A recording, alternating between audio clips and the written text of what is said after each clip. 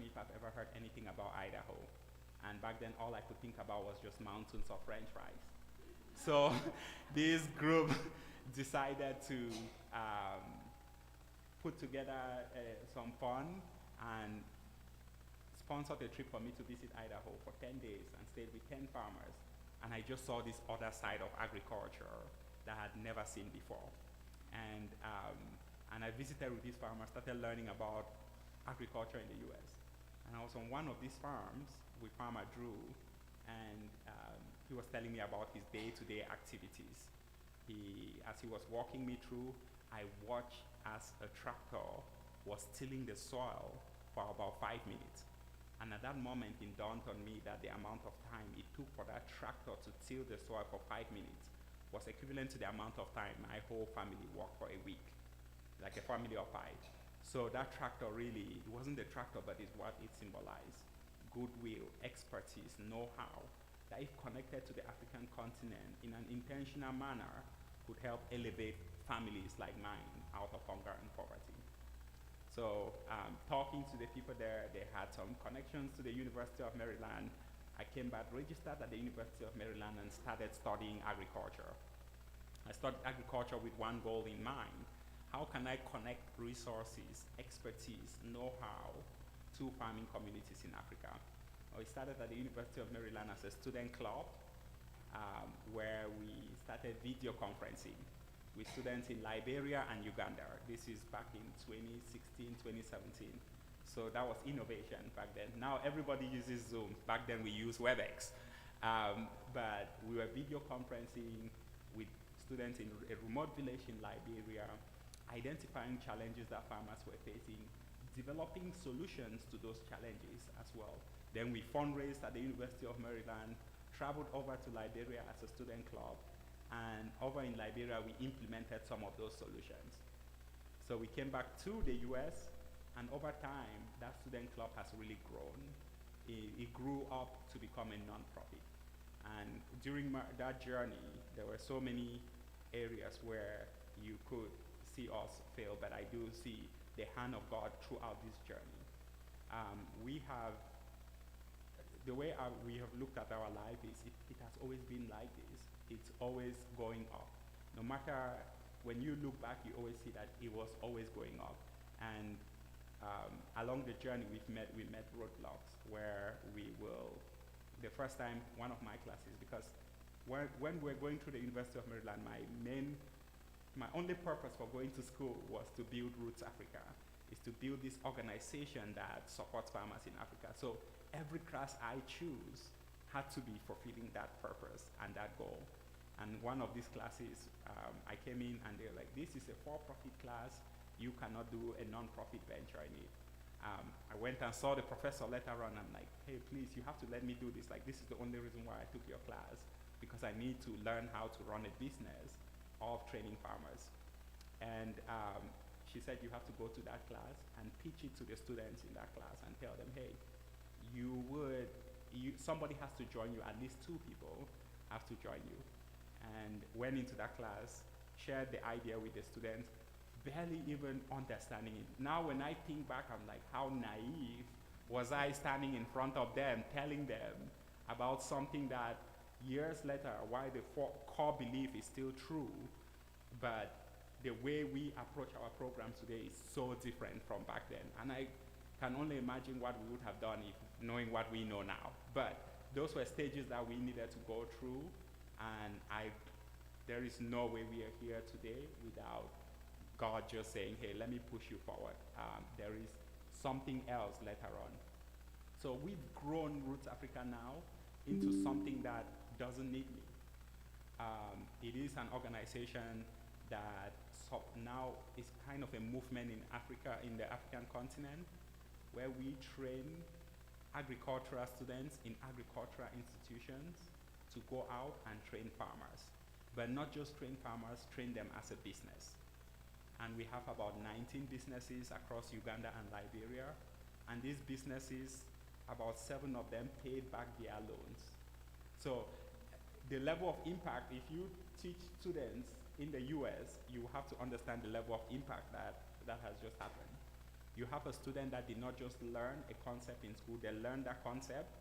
They did not just stay with it or take an exam. They went into a community, trained farmers. They did not just train farmers, they trained the farmers to increase their income or for the farmers to run their venture as a business or to come as a community, form co-ops, form community banks. They did not just do that, they opened a business. They did not just do that, they borrowed money from us as a non-profit. They did not just do that, they paid the loan.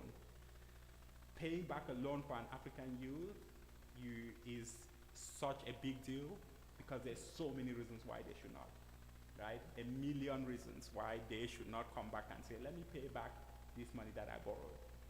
One, because they've always been of the mindset of somebody will hand me something for free.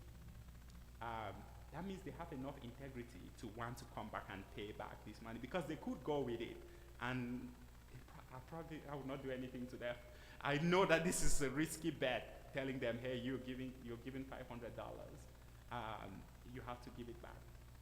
But also, this is that hope, right? And I know a lot of time we need to cling on to that and see that the good that we are doing in the world, they're great people and they will reciprocate that. And those 7 clubs that are paying back shows me something that is bright for the African continent and the transformation that is coming to the African continent.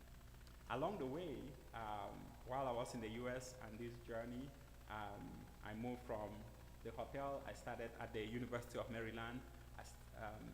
This program that we started became a class.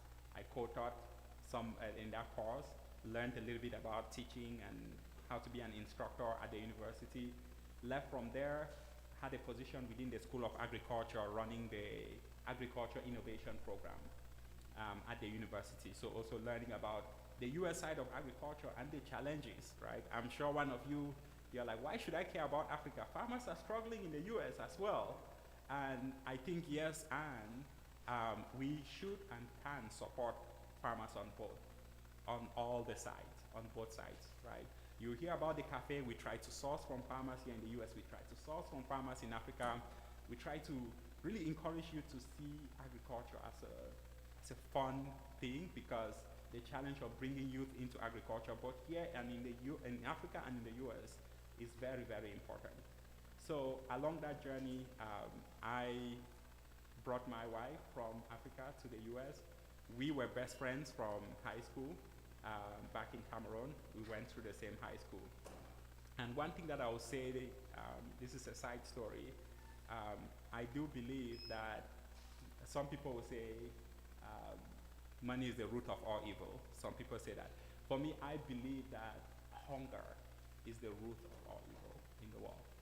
I went to a high school where I went to a boarding school. But I know when you hear boarding school, you think, hey, it's for the rich kids, your parents must have been. No, mine was the one where I was sent to go get discipline, right? This was nothing short of a prison. And while I was there, the hunger that I went through in that school was unbearable. And I was not the only one. My classmates went through that same experience as well. And over the years, I get to learn and know them as people. And I realized that I had my judgment of each of them, like my perception. I know this one is selfish, that one steals a lot, this person lies. Like each person, that's how you function. You put them in different compartments so that you don't get hurt. And you understand what the boundaries are, how you engage with those people. And only at the end of that journey, when I graduated from school, went back home and I met them at home, where they either they now had food, they now had money, they now had a little bit of safety. And all of a sudden it flipped. The person that was a liar was like saying the truth and speaking a little bit more candidly. The person that stole was not stealing anymore technically, or the person that was selfish. I started seeing this difference that I could not explain. And the only validating piece that I could find is the fact that we are now home and they could guarantee maybe their next meal, and hence there was no worry, there was no hunger anymore. And this has gotten me to think over the years. Imagine a hungry child in Africa that grows up being hungry each and every day. What happens when they see food?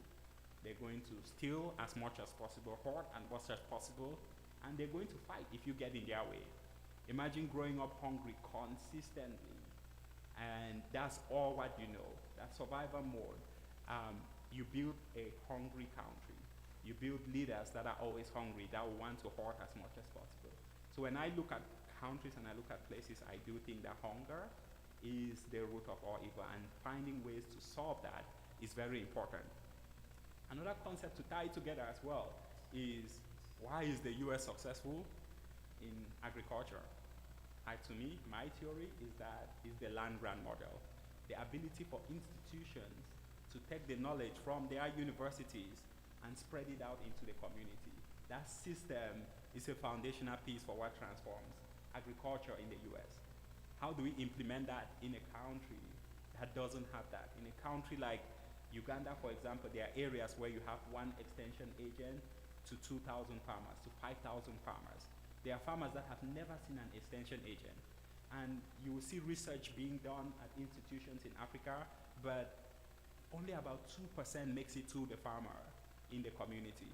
So all of this innovation, all of this aid, all of this support that's coming in, the people that need it the most, they never get it. So what we've decided to do is to come into an institution, find students, make sure that they take the knowledge that they've learned about agriculture. We provide them with technology, we provide them with funding, we provide them with mentors here in the US that virtually support them. Each year we travel over to the country to provide them with emotional support, as look at the impact of the work that they are doing, and then we send them out to the community. But with something very important, the concept of passing the walk-away test. In this story, we do not want to be the hero. Africa is too huge, the problem is too much for us to end up being like, oh, this community is ours, we transformed it. We want to finish and be gone, and we want the solution that we had in that community there after we are gone. That's our main focus. Every single thing we do, we need to pass the walk-away test. So that's why it's a business that trains farmers. That's why a community owns their problem, they own their solution, so that eventually, once we are done, and when we leave, we're gone. We also believe that it doesn't only take one organization. Every single organization has a role to play, but that community needs to decide where they are on their journey and where they need to be. So we've built out this organization called Roots Africa. Once I brought my wife in the US, we started on this journey. She worked at one of the hotels that I worked in. She learned about technology. She joined a company called Oracle. I also came into technology after the University of Maryland, and we kept on growing. We were back then in Takoma Park, and we were looking for a place to live. And this is 2019, and we are like, oh yeah, let's wait a little bit. COVID came, we are like, oh, the market is going to crash. Then we started seeing houses just going up, up, up, and we started regretting it, like, oh, we should have bought in 2019. What were we waiting for?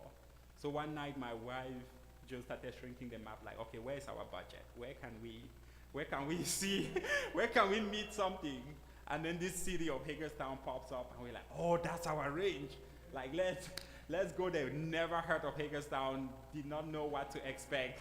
It's just like, let's go there and see. We were lucky with our realtor. She was so kind. She decided to drive 1.5 hours to 2 hours to come over to Hagerstown, and we fell in love with the city. We thought it's like everything, somebody really dreamed out the city, laid all the foundation, and it's just time for it to grow. And we came in, but the city was a little bit empty then. A funny story, we did not know about candles in windows here in Hagerstown, like at all, like why people put it. In Africa, when you put candles, they're a little bit voodoo-like, so we showed up in our neighborhood, and we're driving, and all the windows are with candle lights. So we are looking around like, okay, where are we? Like what just happened here? Then we watched the Christmas light movie and kind of understood, like, oh, okay, it's actually a Christian thing. Okay, we're safe. But just funny story about Hagerstown. We also would drive through the city, and we'll look at buildings and we'll say, oh my God, we could open a restaurant there and we could do something. And this is like 2020, 2021. We're saying, oh my God, that building, somebody just took it. And as the year is going by, the city is, we are seeing it being revitalized right in front of our eyes. And we keep on saying like, oh, you see that building right there? We could do that, we could do this, look at that drive-through. And every day we see people taking action and starting something. And some will fail, some will succeed, but they did take action. So eventually we heard about the Hagerstown startup grant that we were like, if we do not do it now, we will never do it. So we decided to take that chance and wanted to create this cafe. But this cafe now, the goal is to source from our farmers, source from our communities, source from this community, source from our communities in Africa, to blend the two together and bring both worlds together. And I believe Cindy stepped in, and our goal has always been like, we want people to move into our cafe and be like, oh my God, am I in Hagerstown? But yes, I am in Hagerstown. Like really a blend of the two places. And we want it to be a blend of culture. Like I've been in the US now for 16 years, and I thought by now I'll be the president of the US, but things are not going as planned. We want to blend those two because the Hagerstown, the US has become our home. We have 2 girls as well, and we believe that this has become our home as well. So we want people to come in there, they feel like they are in Africa, they are in Hagerstown, they are in the US. And that blend, I hope, whenever you visit, you will be able to see that. The biggest thing along this journey is just a sense of gratitude. We have always had the hand of God just moving us forward. We are a prayerful family. We pray that our deeds are our prayers as well. So the way we treat people, we believe that that's the way God blesses us. There are a lot of battles that we cannot fight, and we leave it in His hands to carry along and fight them for us. We feel fortunate, we feel blessed even to be here today talking to you. I remember when Cindy was in the cafe and I told her a story of like taking out the trash out of the trash can, and the cafe that I used to work with, rightly so, because I did not know the difference between quarters and penny, they did not allow me to go close to the cashier. But it was just surreal, and I don't know if you've worked in a restaurant, there's a scent that you get when you take out the trash inside the trash can that is consistent in any restaurant or hotel or service business. And one time I was just taking that out and the smell hit me, and it's like, oh my God, I used to get this smell in that cafe that I could not touch the cashier. And today, that is possible. And that is the hand of God. That's also the amazing country of America. I know that politics could divide us in so many ways, but this is not possible anywhere else. And we are truly blessed and fortunate to be here. Both me, you as well, to be here, to be able to share this meal, to be in a position where you can guarantee your next meal, and a position where you can make a difference. And I am grateful to be here today and to share this story, and hopefully it builds in faith and in the food that we share, and the gratitude that you should have for being here, for being alive, for sitting here today and sharing this meal with me. So thank you all for having me, and I'll take questions from Cindy.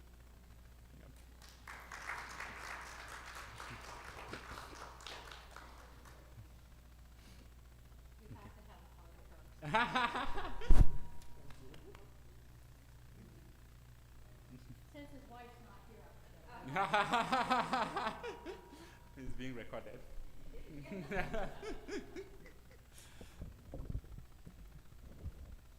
Can you see why it was so exciting to me that he would be with us? Yes. We belong, this is a United Methodist Church, part of a United Methodist denomination, and there's this big old word that we're very fond of using, which is connectional. Yeah. And we mean that in terms of how we connect with one another in ministries and so forth. But your whole story, to me, has connectional written all over it. How you've connected with God through your life, how you connected with this country, how you now maintain the connection between here and your homeland. And so do you think of it in terms of connection, or do you mostly think in terms of, I'm just moving forward, doing my thing? I think both, in the sense that sometimes it's only when you look back and then you see the hand of God and those dots are connecting and you're like, oh wow, I did not even know that this is how the pieces will fall in place. I think I was talking to Pastor earlier, and people will ask him like, oh, when did you accept the call, or when did you receive? And there are a lot of things that have happened that I'm like, yeah, you must be crazy to open a cafe, a non-profit, and have 2 girls. Like, so, but we are here already, but when you look back, the dots are connecting. For example, last week we reached out to our students. We sent them an application to submit a grant proposal to do our teas. We know that they can do that at their institutions, but it's only when we look back now you are like, oh, I could give them opportunities to be so proud to say, I send 1,000 bags of tea to the US. There it is in Hagerstown being sold in a cafe, right? It's only when you look back. Like, we did not think about it that way. But every day you wake up is, what can I do better than yesterday? And yeah, there's a lot that isn't perfect each day, but you just take one step at a time. And then when you look back, especially when you move with purpose and understand that giving up is not even an option, then you look back, all the dots connect. And it's either a lesson that you've learned, or it is the reason why you're here, or something that's pushing you or propelling you forward. In the few moments I had to chat with your wife, I get exactly the same feeling from her, that she shares this same drive and this faith and the same desire. Would you say it's a partnership? Absolutely. Okay. Absolutely. A lot of times, I may be at the forefront. Now I love the cafe because it's forcing her to be at the forefront a lot more than she would like. But I do think none of this is possible without her, right? And most often, she may not come up on the videos that you will see of us in Africa, but we have 2 incredible girls, like, so blessed to have them, because I don't know how they're doing well in school with us being this busy. They've taken off a lot of that burden from us to be like, oh my God, they're struggling. So it's because we are doing all of these other things. I think God has really blessed us there, and she's the one that is kind of like propelling and making sure that the family stays stable, and we can continue to be pushing forward, pushing the boundary of what's possible in time as well, like doing all the things that we are doing. But yes, I answer your question. I always look when I'm in an establishment to see what age group is coming in there. I think that says something about, and you and I talked about that a little bit, and I said, well, do you get this? And while I'm sitting there, there's a young mom with her little kids, and they're getting these little children's treats, which you know what I'm talking about. And then there is a local politician who comes in and sits and has time out and just sitting. And then there are students from BISFA who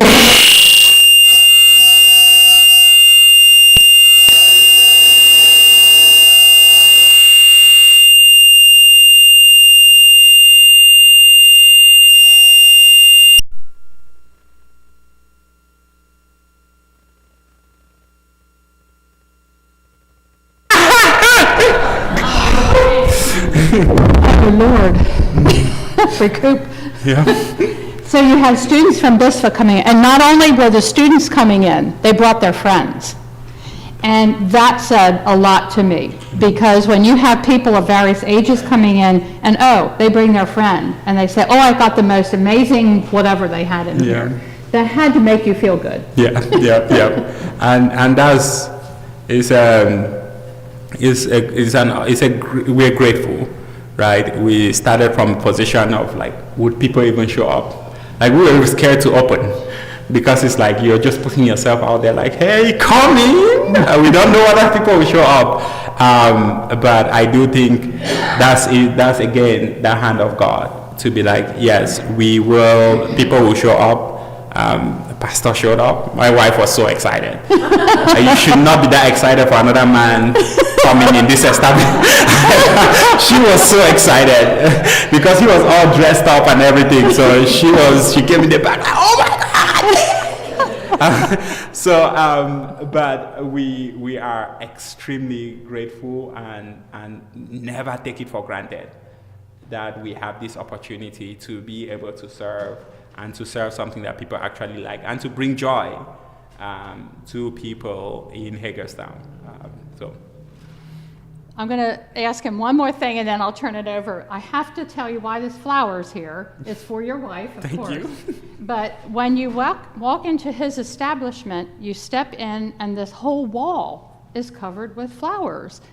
And I said, what's the deal with the flower wall? And and you just said we want to give a feel of Paris. So we started calling it the love wall because you said, we want people to feel loved when they come in. We want them to feel the love of God. We want them to it was a hospitality thing. Yes. So thank you. let her know this is for her love wall. Yep. Okay. When you show up, you'll probably show be up, there. yes. Yes. What would you like to ask Cedric? What's the address of the address? 96 West Washington Street. Yeah. Directly opposite the courthouse, and it used to be an ice cream shop. And you can, his business is called 96 Royal Coffee and Cream. Yep. So 96 West Washington Street. I walked right past it to 98, 100, and whatever, came back. What are your hours? So right now we do 8:30 to 3 p.m. Because that's when we can guarantee that we'll be there. But we're getting 2 new employees and onboarding them over the next few weeks, and those hours will change to be a lot earlier and maybe a little bit later. But Monday through Saturday. Yeah. What would you say to people who go, I can't park downtown? We are walking through validation.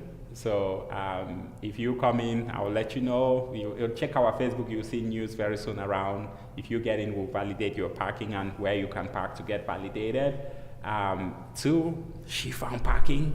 So there is always parking somewhere around the corner. Every time. Yeah, there's always parking somewhere. And I strongly believe that people have, like, Hagerstown is in a very different place now than what perception has laid out. We have had an incredible experience, but we always have this naive positivity because of our belief and our faith in God that things will work out and that eventually everything will work out. So we've had an incredible experience being in downtown and the support that we've gotten and the safety that we've gotten. We get lucky because we're in front of the courthouse and there's always a cop car there.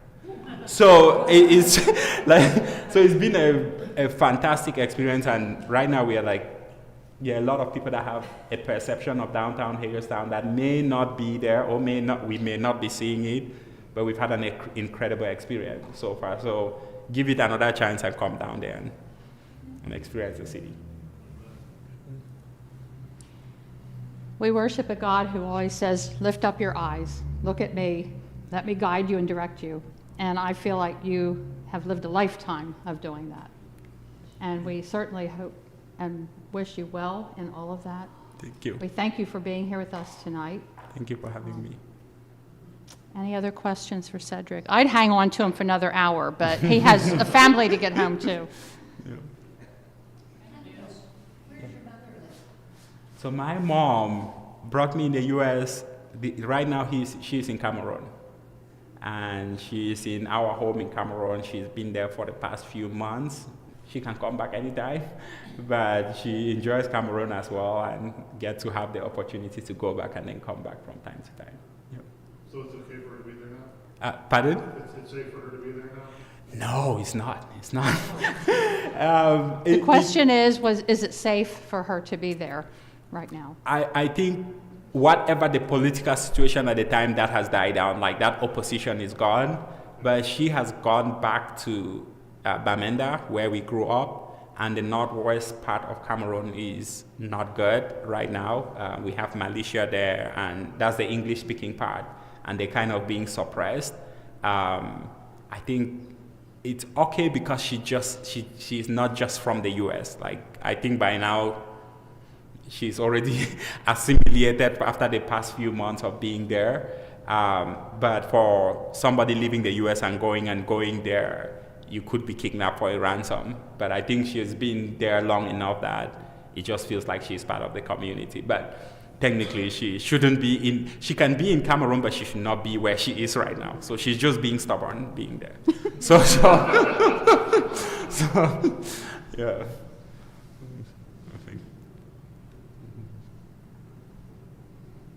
Will you join me in thanking Cedric? Thank you for having me.